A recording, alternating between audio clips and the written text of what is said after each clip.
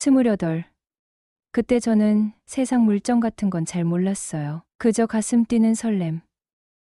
그런 게 더 익숙했던 나이였죠. 그런 제가 아내를 만났어요.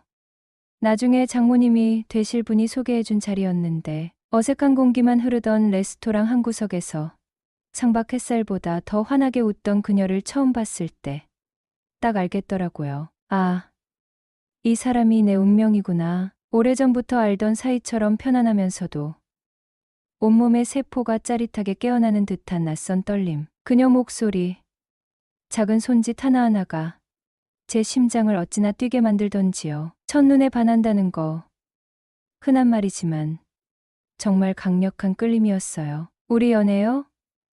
정말 한편의 예쁜 그림 같았어요. 주말이면 손잡고 서울 근교 숨은 맛집 찾아다니고 밤늦도록 공원 벤치에 나란히 앉아 반짝이는 별 보면서 뜻도 없이 속삭였죠. 아내는 화려한 꽃다발보다 길가에 소박하게 핀 들꽃을 더 좋아했는데 제가 가끔 그런 꽃 꺾어다 주면 아이처럼 해맑게 웃던 그 미소가 제 세상의 전부였어요. 같이 떡볶이 먹다가 입가에 묻은 양념 장난스레 닦아주고 갑자기 쏟아지는 비 피해서 우산 하나 같이 쓰고 꽃부터 서로 온기 느끼며 걷던 그 순간들. 3년이란 시간이 꿈처럼 눈 깜짝할 사이에 흘러갈 만큼 우리 사랑은 꿀처럼 달콤했고 수정처럼 맑았죠. 그리고 마침내 그 찬란했던 사랑이 결혼이라는 아름다운 약속으로 이어졌고요.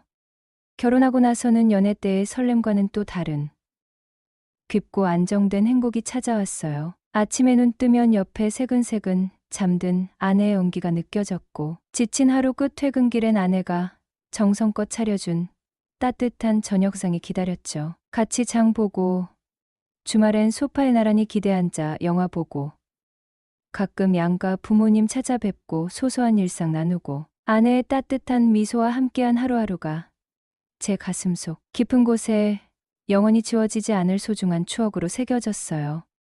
우리 미래도 같이 그렸죠. 아이는 몇 명 낳을까? 언젠가는 정원 있는 작은 집으로 이사가자. 늙어서도 지금처럼 손 꼭 잡고 세계 여행 다니자. 그 모든 꿈의 풍경 속엔 언제나 아내가 환하게 웃고 있었어요. 그런데 행복은 그리 오래가지 않더라고요. 쉬는 때로 너무 잔인해요. 결혼 3년 차. 그토록 기다렸던 아이를 갖고 10달 동안 설렘과 기대로 가득 찼었는데 아내가 출산 중에 양수색전증이라는 정말 하늘이 무너지는 것 같은 진단을 받고 제 곁을 영원히 떠났어요. 아이의 첫 울음소리와 함께 사랑하는 아내의 마지막 숨결을 느껴야 했던 그 참혹한 순간 제 세상은 그냥 산산조각 나 버렸죠. 가슴이 찢어진다는 말로는 다 표현이 안 됐어요. 심장이 통째로 뽑혀나가는 느낌. 온 세상이 잿빛으로 물들어 버린 절망감. 아내와 함께 꾸었던 그 많은 꿈들이 희미한 연기처럼 눈앞에서 사라지는 걸 그냥 멍하니 속수무책으로 바라볼 수밖에 없었네요. 장례식 내내 저는 거의 넋이 나간 사람처럼 그림자처럼 지냈어요. 아내 없는 세상을 어떻게 살아야 할지, 뭘 해야 할지 아무것도 생각할 수 없었으니까요. 숨 쉬는 것조차 너무 고통스러웠어요. 그래도 그 캄캄한 어둠 속에서도 딱 한 가지 제 가슴 속에 희미한 불씨처럼 남아있는 게 있었어요. 아내가 목숨과 맞받고 세상에 남기고 간 작고 여린 생명.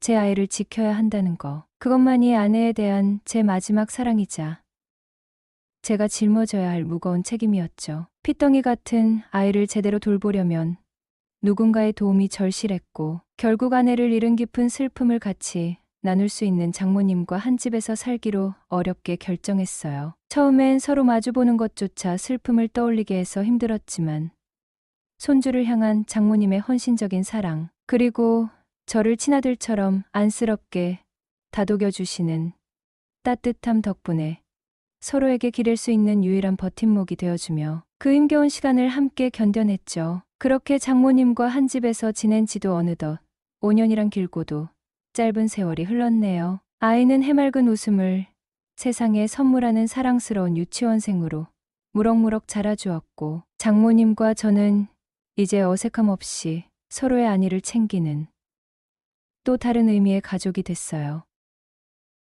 그러던 어느 날이었어요. 문득 늘 손주 걱정, 사위 걱정에 제대로 쉬지도 못하신 장모님이랑 단둘이 여행이나 한번 다녀와야겠다는 생각이 들더라고요. 장모님께 작은 위로라도 드리고 싶다는, 어쩌면 제 자신의 답답함을 좀 풀고 싶다는 마음이었는지도 모르겠어요. 장모님, 우리 바람이나 쐬러 갈까요?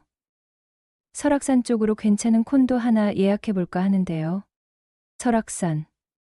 아이고, 나는 괜찮은데 자네가 괜찮겠나? 애는 또 어쩌고. 장모님은 늘 제 걱정이 먼저셨죠. 사촌 누나한테 맡기면 되죠 뭐. 장모님도 좀 쉬셔야죠. 내심 기뻐하시는 장모님 표정을 보니까 제 마음속 깊은 곳에 오랫동안 숨겨두었던 또 다른 계획을 슬쩍 꺼내보고 싶은 용기가 생기더라고요. 사실 장모님이랑 단둘이 가는 것도 좋지만 왠지 모르게 좀 더 분위기를 띄워줄 사람이 있으면 좋겠다 싶었거든요. 그리고 제 머릿속에 마치 운명처럼 한 사람의 얼굴이 선명하게 떠올랐죠. 바로 장모님의 친구분이신 진숙 아주머니였어요. 근데 장모님, 저희 둘만 가면 너무 조용하고 심심할 것 같아서 그러는데요. 장모님 친구분들 중에 혹시 같이 가실 만한 분 안 계실까요? 아무래도 우리 둘만 덩그러니 가는 것보다는 여럿이 가는 게 훨씬 더 재미있을 것 같아서요. 장모님이 잠시 제 얼굴을 빤히 쳐다보시더라고요. 그 눈빛엔 얘가 갑자기 왜 저러나, 무슨 꿍꿍이지? 하는 의심이 살짝 스치는 것 같았어요. 제 딴에는 최대한 아무렇지 않게 자연스럽게 말한다고 했는데 제 속마음을 들킨 것 같아 얼굴이 화끈거렸죠. 그럴까? 글쎄 갑자기 누굴 부른담. 다들 이런저런 핑계대면서 바쁘다고 할 텐데 그래도 혹시 모르잖아요. 저번에 댁에 한번 놀러 오셨던 그 진숙이라는 친구분 계시잖아요. 그분은 어떠세요? 말씀하시는 것도 유쾌하시고 왠지 같이 가면 여행이 한결 더 즐거워질 것 같은데요. 제 심장이 괜히 빠르게 뛰기 시작했어요. 그녀의 이름을 입에 올리는 것만으로도 묘한 설렘이 느껴졌죠.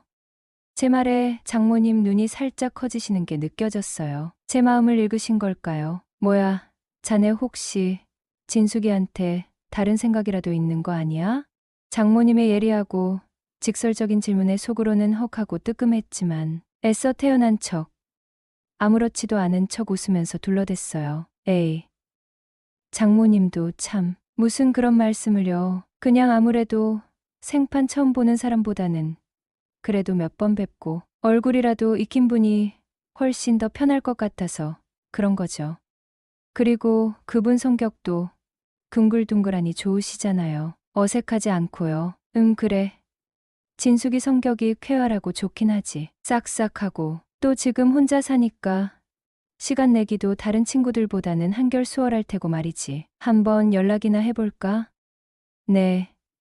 한번 여쭤보세요. 정 안 간다고 하시면 어쩔 수 없는 거고요. 저는 최대한 무심한 척 했지만 속으로는 제발, 제발 진숙 아주머니가 이 여행에 함께 해주시기를 간절히 바라고 있었어요. 그녀의 밝은 미소, 따뜻한 눈빛이 자꾸만 제 눈앞에 아른거렸거든요. 어쩌면 그때부터였는지도 몰라요. 제 마음속에 그녀를 향한 작은 씨앗이 뿌려진 것은 장모님은 그 자리에서 바로 핸드폰을 꺼내 여기저기 연락을 돌리시기 시작했어요. 처음 몇 통은 시큰둥한 반응이었는지 장모님 표정이 영 밝지 않았는데 드디어 진숙 아주머니에게 전화를 걸었을 때는 목소리 톤부터 확 달라지시더라고요. 제 심장도 덩달아 쿵쾅거리며 기대감에 부풀었죠. 진숙이냐? 나다, 나. 다름이 아니라 우리 윤서방이 고맙게도 바람 좀 쐬자고 설악산에 콘도를 잡았다네. 한 3박 4일 일정으로. 혹시 너 시간 되면 같이 가지 않을래? 우리끼리 가는 것보다야 내가 가면 훨씬 더 재미있을 것 같아서 말이야. 소화기 너머로 뭐라고 즐거운 대화가 오가는 것 같더니 장모님은 연신 그래? 어머, 정말? 하면서 소녀처럼 한박 웃음을 터뜨리시더라고요.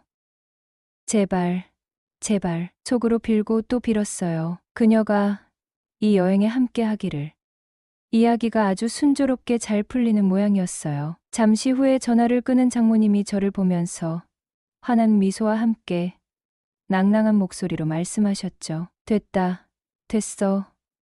다른 친구들은 애들 때문에, 남편 때문에 3박 4일은 어림도 없다는데 진숙이는 마침 딱 시간이 된다네. 역시 과부 팔자가 좋긴 좋아.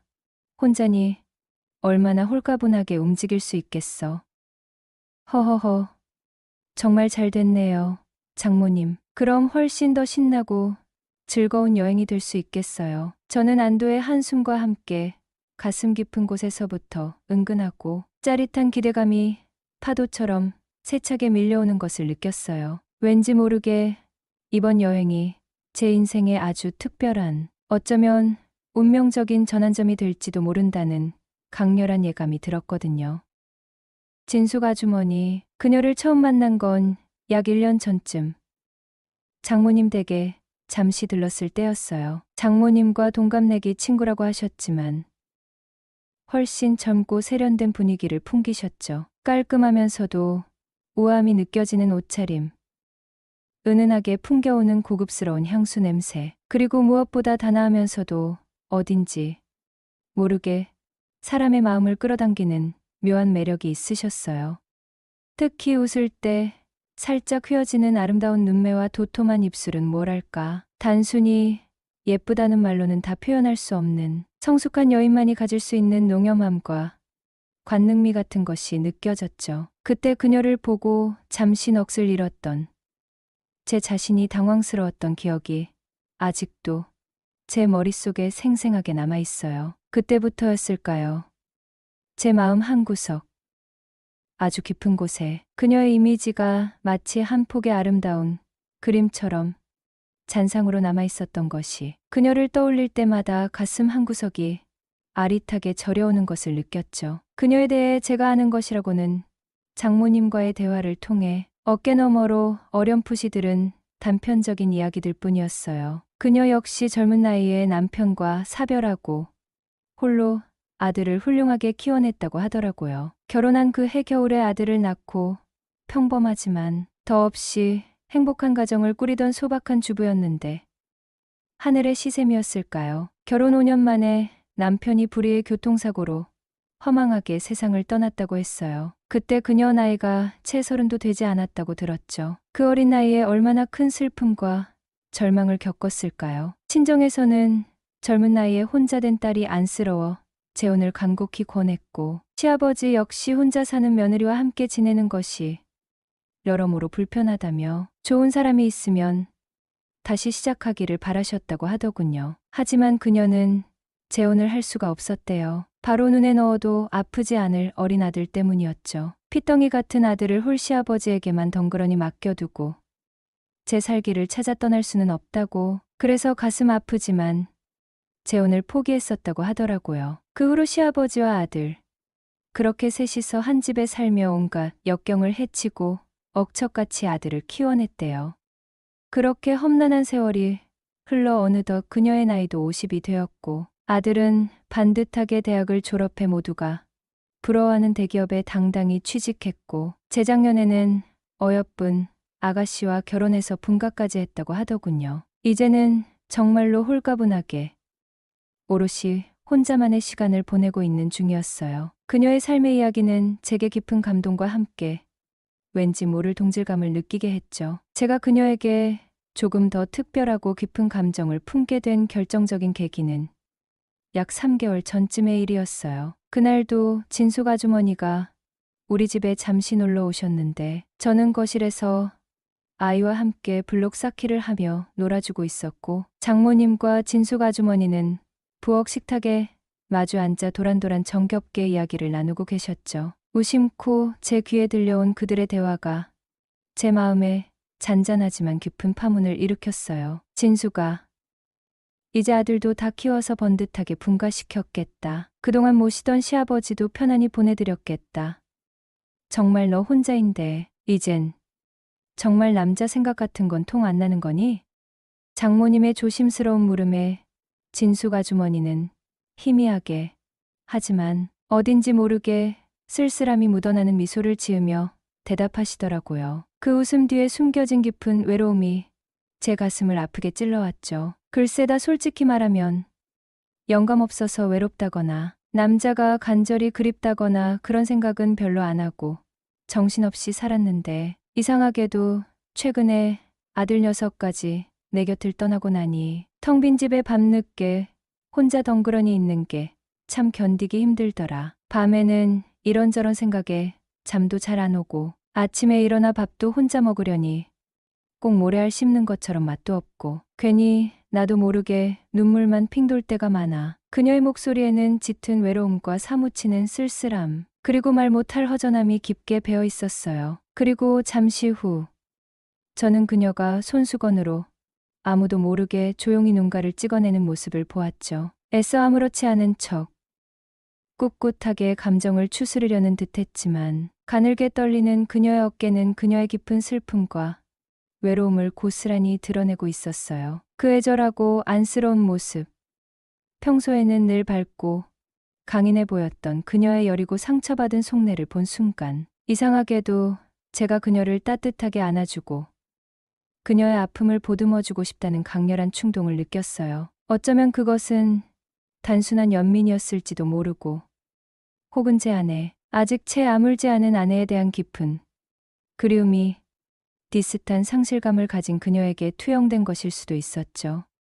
하지만 그 감정의 정체가 무엇이든 그때부터 진숙 아주머니는 제게 그냥 장모님의 친구가 아닌 가슴 저릿하게 떨리는 아련한 여자로 다가오기 시작했어요. 그녀를 향한 제 마음은 그렇게 저도 모르는 사이에 조금씩 깊어져 갔죠. 여행 계획이 확정되자 장모님은 마치 어린아이처럼 천진난만하게 들떠서 분주하게 준비를 시작하셨어요. 시장에 가서 여행 중에 먹을 여러 가지 맛있는 음식을 사고 등산복이며 선크림, 책 넓은 모자 등등을 새로 장만하며 부산을 떠셨죠. 그 해맑고 순수한 모습을 보니 저도 덩달아 기분이 좋아지고 다가올 여행에 대한 기대감이 제 마음속에서 점점 더 커져갔어요. 어쩌면 이 여행이 제 삶에 새로운 의미를 가져다 줄지도 모른다는 그런 막연하지만 강한 예감이 들었죠.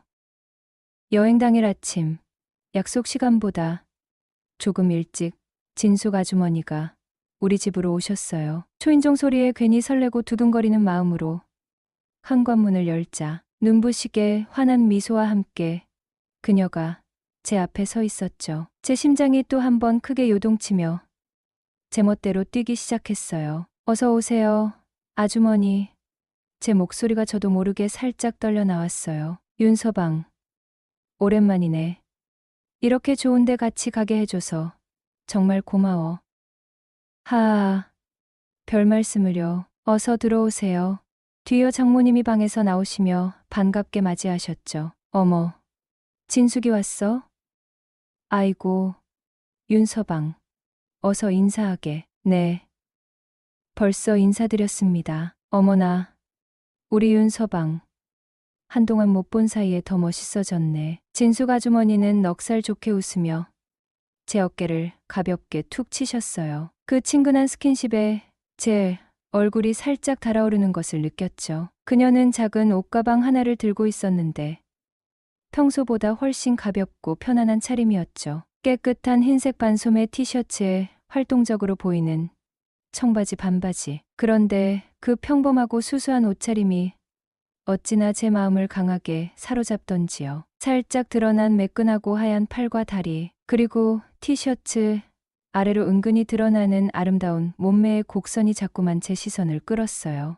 햇볕에 건강하게 그을린 듯한 구릿빛 피부는 생기가 넘쳤고 살짝 웨이브진 갈색 머리를 하나로 가볍게 묶은 모습은 소녀처럼 발랄해 보이기까지 했죠. 평소에 단아하고 고상한 이미지와는 전혀 다른 싱그러우면서도 은근히 섹시한 거부할 수 없는 매력이었어요. 그녀를 처음 봤을 때 느꼈던 그 새끼가 넘치면서도 고급스러운 분위기가 더욱 강렬하게 제 심장을 깊숙이 파고들었죠. 아, 오늘 뭔가 정말 뭔가 특별한 일이 벌어질지도 모르겠다. 근거 없는 하지만 짜릿하고 달콤한 기대감이 제 온몸을 부드럽게 감쌌어요. 우리는 장모님이 밤새 정성껏 준비한 맛있는 김밥과 신선한 과일을 차에 가득 싣고 꿈 같은 설악산을 향해 출발했어요. 장모님은 조수석에, 저와 진숙 아주머니는 뒷좌석에 나란히 앉았죠. 처음에는 약간의 어색함과 은근한 설렘이 뒤섞인 묘한 긴장감이 우리 사이에 감돌았지만 차가 시원하게 뚫린 고속도로에 진입하고 창밖으로 그림처럼 펼쳐지는 아름다운 풍경을 함께 보며 이런저런 시시콜콜한 이야기를 나누다 보니 금세 분위기가 한결 부드럽고 편안해졌어요. 제 옆자리에 앉은 그녀의 은은하고 매혹적인 향수 냄새가 제 코끝을 부드럽게 간지럽혔고 저는 운전대를 잡은 손에 괜히 바짝 힘이 들어갔죠. 그녀를 의식하지 않으려 했지만 제 모든 신경은 온통 그녀에게로 향해 있었어요. 윤서방, 운전 정말 잘하네. 아주 안정감 있어서 옆에 탄 사람이 마음이 놓여. 진숙 아주머니가 백미러로 저와 부드럽게 눈을 맞추며 다정한 목소리로 말했어요. 그 따뜻하고 깊은 눈빛에 제 심장이 또 한 번 덜컥 내려앉는 것 같았죠. 아닙니다. 그저 안전 운전하려고 최대한 노력할 뿐입니다. 제 목소리가 저도 모르게 살짝 떨리는 것 같아 순간 당황스러웠어요. 요즘 젊은 사람들 운전 험하게 하는 경우도 심심찮게 많은데 우리 윤서방은 참 점잖고 믿음직스러워서 좋아. 장모님도 제 칭찬을 아끼지 않으셨죠. 우리 사위가 좀 진국이지. 겉으로는 과묵하고 말수가 적은 것 같아도 속이 아주 깊고 정이 많은 아이야. 쏟아지는 칭찬 릴레이에 저는 멋쩍게 웃을 수밖에 없었지만 솔직히 기분은 하늘을 날아갈 듯 좋았어요. 특히 그녀가 저를 칭찬해 줄 때는 세상을 다 가진 것처럼 행복했죠. 가는 동안 우리는 주로 옛날 이야기를 많이 했어요. 장모님과 진숙 아주머니는 까르르 웃음 터지는 학창 시절의 재미있는 추억부터 시작해서 서로의 남편 이야기, 눈물과 웃음이 교차했던 자식들, 키우던 이야기까지 시간 가는 줄 모르고 정겹게 웃음꽃을 피우셨죠. 저는 간간히 맞장구를 치거나 운전에 집중하는 척하며 두 분의 대화에 조용히 귀를 기울였어요. 특히 진숙 아주머니가 아들을 키우며 겪었던 수많은 고생담을 담담하면서도 유머러스하게 이야기할 때는 저도 모르게 마음이 짠해지면서 그녀에 대한 존경심과 연민이 동시에 느껴지더라고요. 그녀의 목소리에는 지난 세월의 무게와 함께 아들에 대한 깊고 헌신적인 사랑과 자부심이 진하게 묻어났어요. 그녀의 또 다른 새로운 모습을 발견한 것 같아 제 가슴이 뭉클해졌죠. 그녀는 제가 생각했던 것보다 훨씬 더 강하고 멋진 여자였어요. 몇 시간을 달려 드디어 꿈에 그리던 설악산 국립공원 근처에 미리 예약해 둔 아늑한 콘도에 도착했어요. 생각보다 훨씬 더 깔끔하고 넓은 쾌적한 숙소였죠. 방 2개에 널찍하고 편안한 거실, 그리고 간단한 취사가 가능한 주방까지 완벽하게 갖춰져 있어 셋이 함께 지내기에 전혀 부족함이 없었어요. 짐을 풀고 간단히 점심을 해먹은 후 우리는 가벼운 마음으로 산행을 하기로 했어요. 너무 무리하지 말고 저기 단풍으로 유명한 흔들바위까지만 살짝 다녀올까? 장모님의 제안에 모두 흔쾌히 동의했죠. 편안한 등산복으로 갈아입고 콘도를 나섰는데 폐부 깊숙이 스며드는 상쾌하고 맑은 산 공기를 깊이 들이마시니 답답했던 가슴속까지 시원하게 뻥 뚫리는 기분이었어요. 왠지 모를 해방감과 함께 앞으로 우리에게 펼쳐질 예측 불가능한 시간에 대한 짜릿한 기대감으로 제 마음이 한껏 부풀어 올랐죠.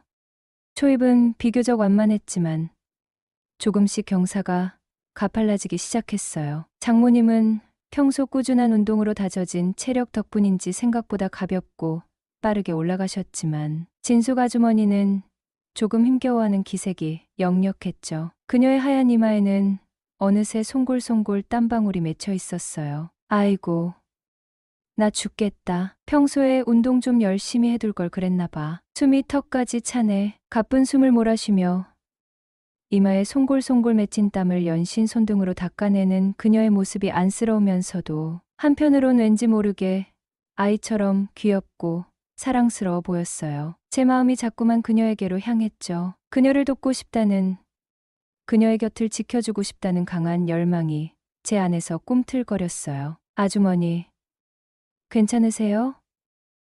많이 힘드시면 제 손 잡으세요. 저는 최대한 자연스럽게, 하지만 떨리는 마음을 애써 감추고 그녀에게 조심스럽게 손을 내밀었어요. 그녀는 잠시 망설이는 듯 하더니 이내 제 손을 부드럽게 살짝 잡았죠. 작고 따뜻한 그녀의 손길이 제 손바닥을 통해 온몸으로 짜릿하게 전해지는 순간, 마치 강한 전류가 흐르는 듯한 전율이 제 등줄기를 타고 짜릿하게 흘렀어요. 고마워요, 윤서방. 덕분에 한결 수월하네. 정말 든든한 걸. 그녀는 저를 보며 힘겹지만 옅게 미소 지었어요. 그 아름다운 미소에 제 심장은 또다시 속절없이 무너져 내렸죠. 우리는 그렇게 서로의 온기를 느끼며 손을 꼭 잡고 가파른 산길을 한 걸음 한 걸음 함께 올라갔어요. 오르막길에서는 제가 앞에서 그녀를 부드럽게 끌어주고, 미끄러운 내리막길에서는 뒤에서 살짝 그녀의 허리를 조심스럽게 받쳐주며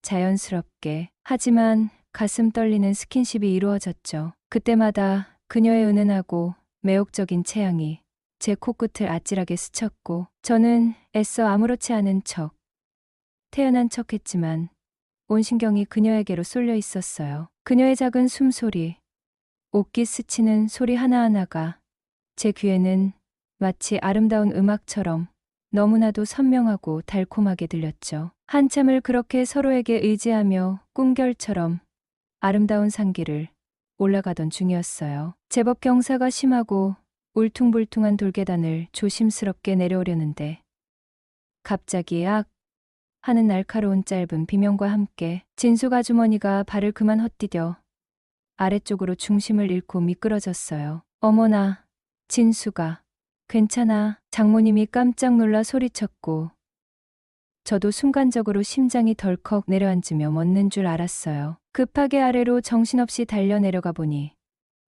그녀는 넘어진 자세 그대로 흙바닥에 주저앉아 고통스러운 표정으로 하얗게 질린 얼굴을 잔뜩 찡그리고 있었죠. 아주머니, 괜찮으세요? 어디 다치신 거예요? 제 목소리가 다급하고 불안하게 떨려 나왔어요. 아이고, 허리랑 발목이 너무 아파. 그녀는 날카로운 돌부리에 세게 부딪혔는지 짧은 반바지, 아래로 드러난 하얀 무릎, 구근이 날카롭게 찢어져 붉은 피가 조금씩 빼어나오고 있었어요. 깨끗했던 옷도 여기저기 흙먼지가 묻어 엉망진창이었고요. 저는 얼른 그녀를 조심스럽게 일으켜 세우려 했지만 그녀는 허리가 너무 아픈 듯 제대로 몸을 가누지 못하고 비틀거렸죠. 잠시만요. 움직이지 마시고 가만히 계세요. 제가 살펴볼게요. 저는 가방에서 미리 챙겨온 작은 구급상자를 꺼내 소독약과 거즈, 반창고를 허둥지둥 정신없이 찾았어요. 깨끗한 수건으로 상처 주변의 흙먼지를 조심스럽게 닦아주고 소독약을 조심조심 발랐죠. 따끔한지 그녀가 살짝 몸을 움찔거렸어요. 그 작은 움직임에도 제 마음은 철렁 내려앉았죠. 그녀의 고통이 제 고통처럼 느껴졌어요. 조금만 참으세요. 금방 끝나요. 제 목소리가 평소보다 훨씬 더 다정하고 부드럽게, 그리고 안타까움이 가득 담겨 나가는 것을 느꼈어요. 그녀는 생각보다 피를 조금 흘리고 있었지만 다행히 상처 자체가 아주 깊어 보이지는 않았어요. 하지만 발목을 심하게 접질렸는지 순식간에 복숭아뼈 부근이 시퍼렇게 멍이 들며 퉁퉁 부어오르고 있었죠. 이 상태로는 함께 산을 계속 오르기는커녕 한 걸음도 제대로 떼기 어려울 것 같았어요. 윤서방, 아무래도 우리 그냥 서둘러 콘도로 돌아가야 할 것 같네. 진숙이 이 상태로는 더 이상 한 발짝도 못 걷겠다. 장모님이 걱정이 가득한 얼굴로 말했어요. 진숙 아주머니는 미안함과 당혹감, 그리고 참을 수 없는 고통이 뒤섞인 복잡하고 괴로운 표정으로 우리를 번갈아 바라보았죠. 어느새 그녀의 크고 아름다운 눈가에는 촉촉하게 눈물이 어려 있었어요. 그 모습에 제 마음은 갈기갈기 찢어지는 것 같았죠. 나 때문에 이게 다 무슨 일이야. 정말 미안해서 어떡하지. 나는 정말 괜찮으니까 두 사람이라도 마저 구경하고 다녀와. 제가 보기엔 상처가 아주 심각한 정도는 아니어서 그나마 천만다행이라고 생각했죠. 하지만 그녀의 고통스러워하는 표정을 보니 제 마음이 더없이 아팠어요. 제가 대신 아파줄 수만 있다면 얼마나 좋을까요? 무슨 그런 섭섭한 소리를 하세요. 아주머니, 같이 왔는데 당연히 같이 내려가야죠. 너무 걱정하지 마세요. 제가 안전하게 부축해 드릴게요. 천천히 조심해서 내려가면 괜찮을 거예요. 저는 그녀의 한쪽 팔을 제 어깨에 조심스럽게 두르게 하고 다른 한 손으로는 그녀의 가녀린 허리를 부드럽게 하지만 단단히 감싸 안아 부축했어요. 그녀의 따뜻한 몸이 제게 완전히 밀착되자 그녀만의 은은하고 매혹적인 채취와 함께 부드러운 살결의 감촉이 제 온몸으로 고스란히 전해져 왔죠. 아찔하고 현기증 나는 느낌에 잠시 숨을 크게 골라야 했어요. 제 심장이 통제불능 상태로 미친 듯이 뛰고 있었죠. 우리는 그렇게 천천히, 아주 천천히, 한 걸음 한 걸음 소중하게 산을 내려왔어요. 장모님은 걱정스러운 얼굴로 앞에서 길을 살피고 저는 진숙 아주머니를 거의 반쯤 제 품에 안다시피 해서 조심스럽게 발걸음을 옮겼죠. 그녀의 무게가, 그녀의 따스한 온기가 제게는 너무나도 강렬하고 짜릿하게 느껴졌어요. 어쩌면 이 순간이 영원히 계속되었으면 좋겠다는 그런 위험한 생각마저 들었죠. 콘도로 겨우 돌아온 우리는 그날 밤을 다른 어떤 계획도 없이 조용히 그리고 안타깝게 보낼 수밖에 없었어요. 장모님은 진숙 아주머니의 퉁퉁 부어오른 다친 발목에 정성껏 냉찜질을 해주고 저는 정신없이 약국에 다녀와 효과 좋은 파스와 강력한 진통제를 사왔죠. 저녁은 콘도에서 간단히 배달 음식으로 때우고 진숙 아주머니는 통증 때문인지 일찌감치 자기 방으로 들어가 쉬기로 했어요. 장모님도 하루 종일 긴장하고 피곤하셨는지 금방 깊은 잠에 빠지셨고요. 어두컴컴한 거실에 홀로 남은 저는 창밖의 짙푸른 어둠 속에 깊이 잠긴 설악산의 웅장한 산 그림자를 하염없이 멍하니 바라보며 복잡하고 어지러운 생각에 깊이 잠겼어요. 이것이 과연 단순한 우연일까? 아니면 운명이 내게 준 또 다른 기회일까? 그녀를 향한 제 마음이 걷잡을 수 없이 낯이 활화산처럼 뜨겁게 커져가고 있음을 저는 분명히 깨달았죠. 그리고 그 마음을 더 이상 숨길 수 없다는 것도요. 다음 날 진숙 아주머니의 부상은 어젯밤보다는 어느 정도 호전되었지만 여전히 발목을 조금씩 쩔뚝이며 잘 걷지를 못했어요. 결국 그날 계획했던 모든 외부 일정은 안타깝게도 모두 취소되고 하루 종일 갑갑한 숙소 안에서만 지내야만 했죠. 장모님은 답답함을 참지 못하고 아침 일찍 혼자 콘도 주변 산책을 나섰고 저는 자연스럽게 어쩌면 제가 은근히 바랐던 대로 진숙 아주머니의 병간호를 자처하게 되었어요. 어쩌면 이것이 하늘이 제게 준 마지막 기회인지도 모르겠다는 생각이 들었죠. 그녀는 미안한 마음 때문인지 연신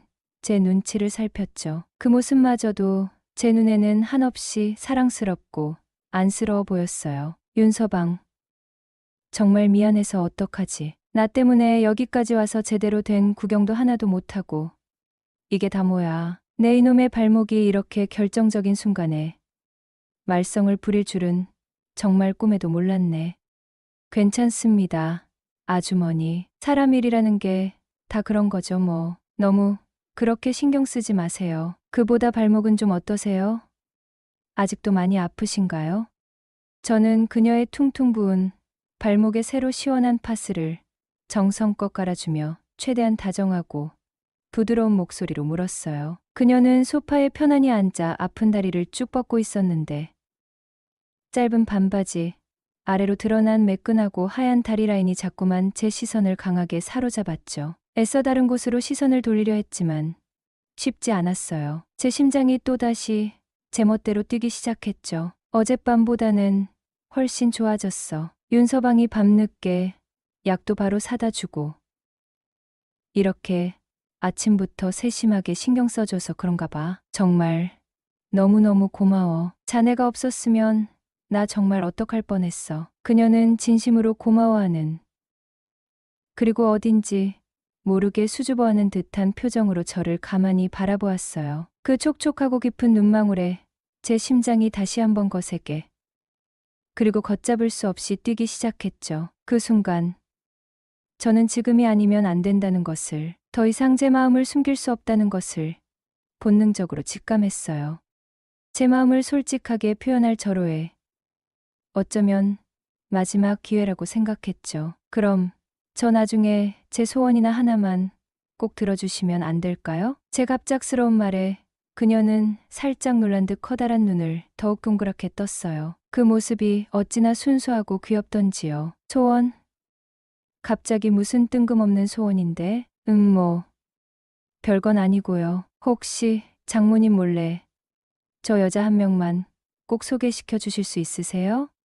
저는 최대한 능글맞게, 하지만 장난기 가득하고 애교 섞인 목소리로 말했어요. 제 심장은 당장이라도 터질 것처럼 미친 듯이 두근거렸지만 애써 아무렇지 않은 척, 태연한 척했죠. 그녀는 잠시 어리둥절한 표정을 짓더니 이내 푸으흐 하고 봄날 햇살처럼 맑고 청아한 웃음을 터뜨렸어요. 그 아름다운 웃음소리가 제 마음을 부드럽게 간지럽혔죠. 여자?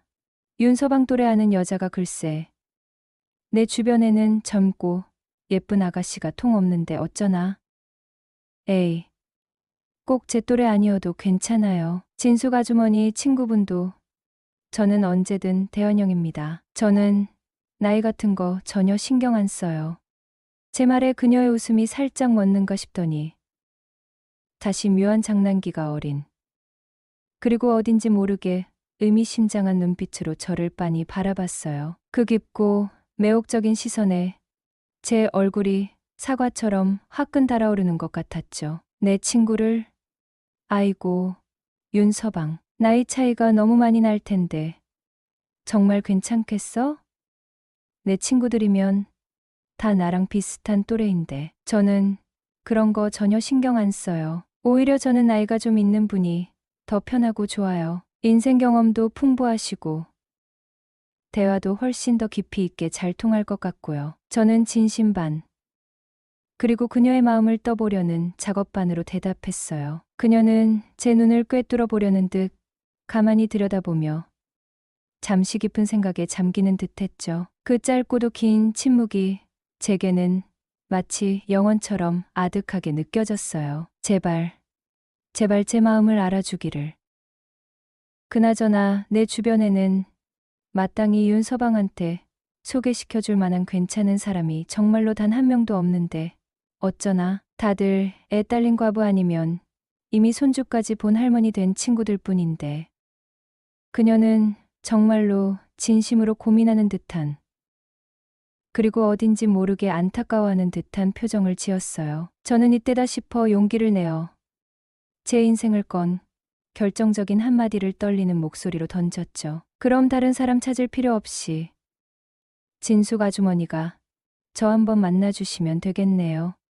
제 갑작스럽고 직설적인 고백에 그녀는 화들짝 놀라며 얼굴까지 잘 익은 토마토처럼 새빨갛게 불켰어요. 그 순수하고 사랑스러운 모습에 제 심장은 완전히 녹아내리는 것 같았죠. 나를, 아이고, 윤서방도 참, 농담도 짓궂게 잘한다. 그녀의 목소리가 가늘게 떨리고 있었어요.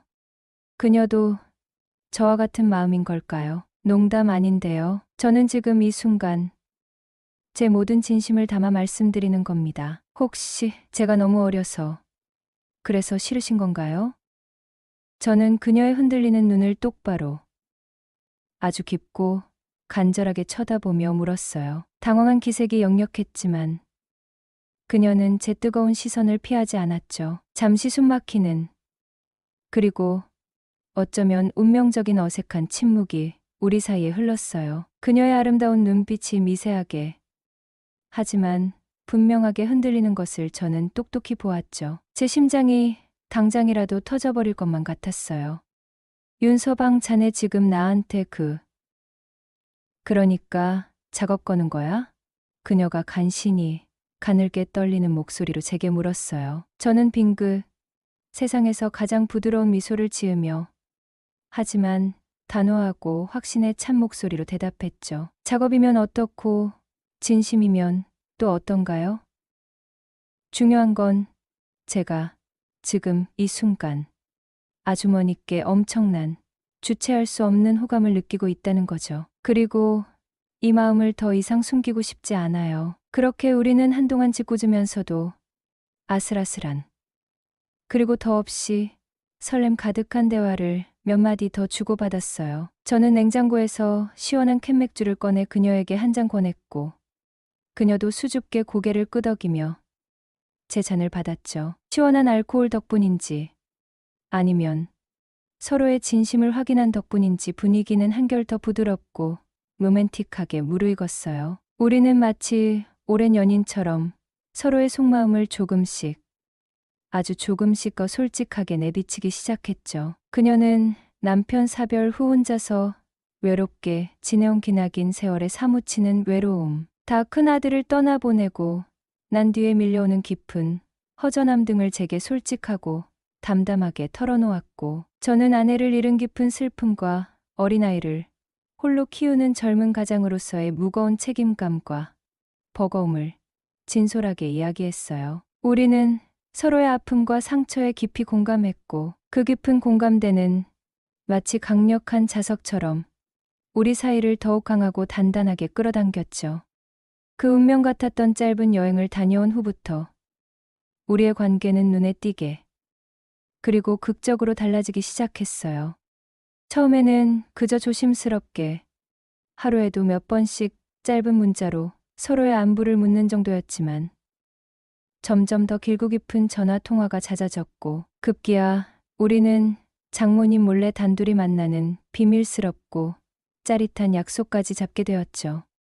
우리의 첫 번째 비밀 데이트는 동네의 작고 아늑한 분위기 좋은 카페였어요. 어색하면서도 가슴 터질 듯한 두근거리는 설렘 속에서 우리는 2시간이 넘도록 시간 가는 줄 모르고 끊임없이 이야기를 나누었죠. 여행 때보다 한결 더 편안하고 자연스러워진 분위기 속에서 우리는 서로에 대해 더 깊이 그리고 더 솔직하게 알아갈 수 있었어요. 그녀는 제가 생각했던 것보다 훨씬 더 유머러스하고 따뜻한 그리고 소녀 같은 감성을 지닌 사랑스러운 사람이었고 저는 그녀가 가진 깊은 상처와 오랜 외로움 뒤에 숨겨진 강인함과 눈부신 순수함 그리고 삶에 대한 뜨거운 열정을 발견했죠. 우리는 서로에게 점점 더 깊이 빠져들고 있었어요. 만남이 거듭될수록 우리는 걷잡을 수 없이 마치 블랙홀처럼 서로에게 더욱 강렬하게 깊이 빠져들었어요. 함께 최신 개봉 영화를 보고 분위기 좋은 레스토랑에서 맛있는 저녁을 먹고 달빛이 아름다운 밤늦도록 손을 잡고 공원을 산책했죠. 어느새 우리는 연인처럼 손을 잡고 걷는 것이 너무나 자연스러워졌고 아쉬운 데이트가 끝나고 헤어질 때면 안타까움과 그리움에 서로를 한참 동안 말없이 애틋하게 바라보기도 했어요. 저는 그녀의 깊고 따뜻한 눈 속에서 저를 향한 진실하고 뜨거운 관심과 깊은 애정을 분명하게 발견했고 그녀 역시 제 흔들림 없는 눈빛에서 그녀를 향한 저의 뜨겁고 진실된 마음을 읽었으리라 굳게 믿어요. 우리는 여전히 세상의 시선 앞에서는 조심스러웠지만 서로를 향해 조금씩 하지만 분명하고 확신에 찬 거침없는 걸음으로 다가가고 있었죠. 어느덧 아름다운 단풍이 온 세상을 붉게 물들인 낭만적인 가을 저녁. 우리는 분위기 좋은 한적한 레스토랑에서 향긋한 와인을 마시고 있었어요. 창밖으로는 바람에 실려온 불꽃, 노란 낙엽이 아름다운 춤을 추듯 흩날리고 있었고 은은하고 따뜻한 조명 아래 그녀의 아름다운 얼굴은 유난히 더 아름답고 매혹적으로 보였죠. 제 심장이 또다시 격렬하게 뛰기 시작했어요. 윤우 씨, 그녀가 나지막이 하지만 제 심장을 강하게 관통하는 매혹적인 목소리로 제 이름을 불렀어요. 제 이름을 부르는 그녀의 목소리가 어찌나 달콤하던지요. 네, 진숙 씨. 저도 모르게 목소리가 잠겼어요. 나 정말 윤우 씨를 많이 좋아하나 봐. 아주 많이. 윤우 씨랑 함께 있는 이 모든 순간이 나한테는 너무나 소중하고 행복하고 특별해. 이런 낯설고 뜨거운 감정. 정말 너무나 오랜만이야. 아니, 어쩌면 내 생애 처음으로 느껴보는 진짜 사랑인지도 몰라.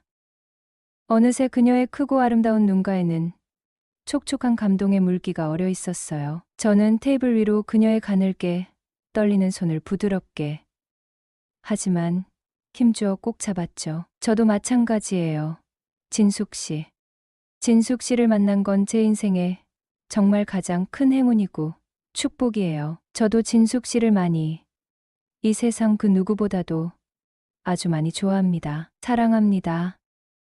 우리의 뜨거운 시선이 허공에서 강렬하게 마주쳤고 그 순간 세상에 모든 소리가 멎은 듯 했어요. 마치 우리 둘만 이 세상에 존재하는 것처럼. 오랜 시간 깊고 어두운 외로움 속에 홀로 갇혀있던 두 개의 상처받은 영혼이 마침내 서로를 알아보고 뜨겁게 그리고 간절하게 안아주는 그런 기적 같고 영화 같은 순간이었죠. 그날 이후 우리는 세상에 둘도 없는 연인이 됐어요. 물론 우리 관계는 여전히 세상에, 특히 장모님께는 밝힐 수 없는 안타까운 비밀이었죠. 장모님께 과연 이 사실을 어떻게 말씀드려야 할지, 세상의 차갑고 따가운 시선은 또 어떻게 감당해야 할지, 우리가 함께 넘어야 할 높고 험난한 산이 너무나 많다는 것을 너무나도 잘 알고 있었어요. 하지만 적어도 지금 이 순간만큼은 우리는 서로의 존재만으로도 온 세상을 다 가진 듯 더없이 충분히 행복했어요. 아내를 잃은 깊은 슬픔과 사무치는 상실감. 그리고 진숙 씨가 그동안 홀로 견뎌왔을 지독한 외로움과 깊은 고독. 우리는 서로의 아프고 시린 상처를 따뜻하게 보듬어 안으면서 조심스럽지만 그 누구보다도 열정적으로 새로운 사랑을 키워나가고 있었죠. 첫눈에 반했던 아내와의 사랑이 순수하고 풋풋한 첫사랑의 설렘과 같았다면 진숙 씨와의 사랑은 서로의 깊은 아픔과 상처를 누구보다도 잘 이해하고 다독이며 함께 한 방향을 바라보며 걸어가는 깊고 성숙한 영혼의 뜨거운 위로와 같았어요. 가끔 진숙 씨는 여전히 불안하고 초조한 눈빛으로 제게 묻곤 했어요. 윤우 씨, 정말 나 같은 나이 많은 아줌마가 진심으로 좋아요? 주변에 젊고 예쁘고 싱싱한 아가씨들 얼마든지 많을 텐데. 그럴 때마다 저는 그녀의 불안해하는 손을 더욱 힘주어 꼭 잡고 제 모든 진심을 담아 확신의 찬 목소리로 대답했죠. 나이 같은 건 정말 하나도 조금도 중요하지 않아요. 제 마음이 이렇게 미친 듯이 진숙 씨를 향해 뛰고 있는데 그게 세상에서 제일 중요한 거죠. 그리고 진숙 씨는 지금 이 순간에도 충분히 아름답고 매력적이에요. 제 눈에는 세상 그 어떤 젊고 예쁜 여자보다도 훨씬 더요. 그러면 그녀는 마치 수줍음 많은 사춘기 소녀처럼 예쁘게 얼굴을 붉히며 제 넓은 어깨에 살포시 머리를 기대곤 했어요. 그 순간 저는 세상 그 무엇과도 바꿀 수 없는 가슴 벅찬 커다란 행복감을 느꼈죠. 그녀가 제 곁에 있다는 것만으로도 저는 세상을 다 가진 것 같았어요. 우리 앞날이 앞으로 어떻게 찬란하게 펼쳐질지는 아직 아무도 알 수 없어요. 하지만 한 가지 확실한 것은 우리는 서로에게 너무나도 진심이라는 것이죠. 아내가 제게 남기고 간 작고 소중한 생명, 제 사랑스러운 아이를 꿋꿋하게 지켜야 한다는 무거운 책임감 하나로 힘겹게 버텨온 지난 5년. 이제 그 아이 곁에는 새로운 따뜻한 온기가 더해질지도 모른다는 희망을 조심스럽게 품어보네요. 그리고 하늘에 있는 사랑하는 아내에게도 가만히, 아주 가만히 속삭여봐요. 여보, 나 이렇게 다시 행복해져도 괜찮은 걸까? 당신도 나의 이 새로운 사랑을 축복해줄 거지? 아마 그녀도 저 하늘 위에서 따뜻하고 아름다운 미소로 저의 이 새로운 시작을 진심으로 응원해주고 축복해주지 않을까요? 조심스럽지만 가슴 터질 듯한 벅찬 설렘을 안고 저는 진숙 씨와 함께 만들어갈 아름답고 눈부신 두 번째 사랑 이야기를 간절히 기대해 봅니다. 이 이야기가 반드시 모두가 축복하는 아름다운 해피엔딩이 될 수 있도록 저는 제 모든 것을 다 바쳐 최선을 다할 거예요. 그녀와 함께라면 저는 그 어떤 어려움도 헤쳐나갈 수 있을